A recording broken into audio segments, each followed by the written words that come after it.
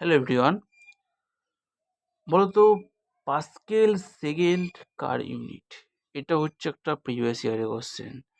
WB যেই JELET NEET পরীক্ষা এসেছিল।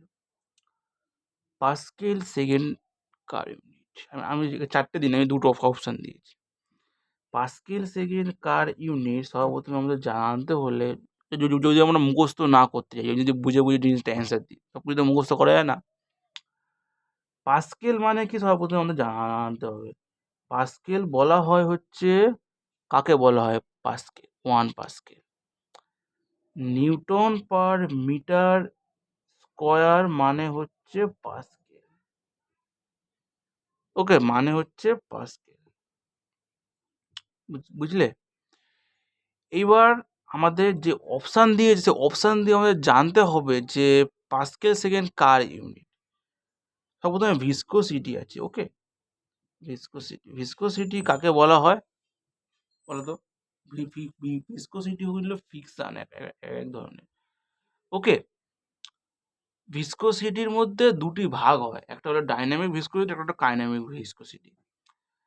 ডাইনামিক ভিসকোসিটির ইউনিট হচ্ছে পাস্কেল সেকেন্ড।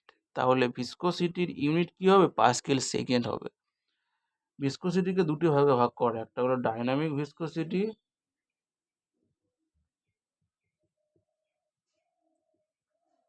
দুই নম্বর হচ্ছে কাইনেমেটিক ভিসকোসিটি।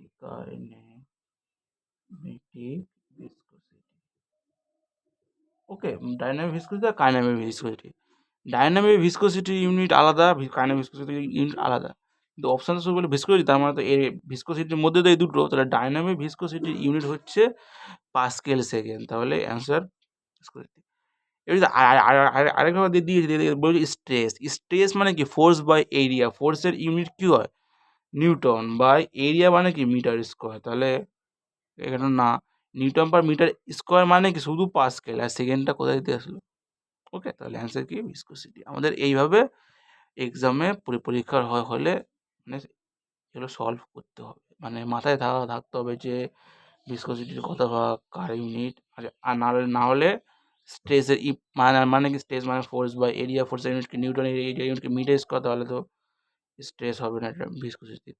এটা তোমাদের ইজি মনে হচ্ছে, কারণ মানে এখানে আমি দুটো অপশান দিয়েছি। যদি চারটা অপশান থাকতো তাহলে চারটা অপশানের ইউনিট বের করে ঠিক অ্যান্সারটা ঠিক দিতে হতো।